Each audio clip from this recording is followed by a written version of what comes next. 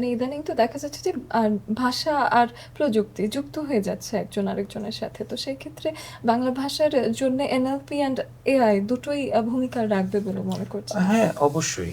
কারণ এখন সময়টাই এরকম আ যে আমি যদি এআই থেকে নিজেকে বিচ্ছিন্ন রাখি, তার মানে আমার অস্তিত্বই হয়তো আ খুব হুমকির মুখে পড়বে।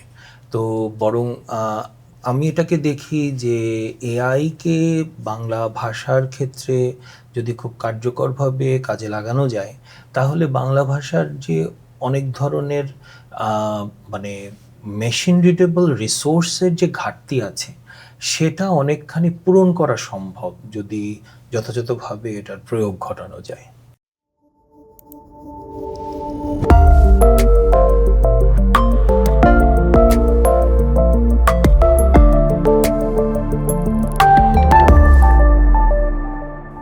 Be a lifelong learner.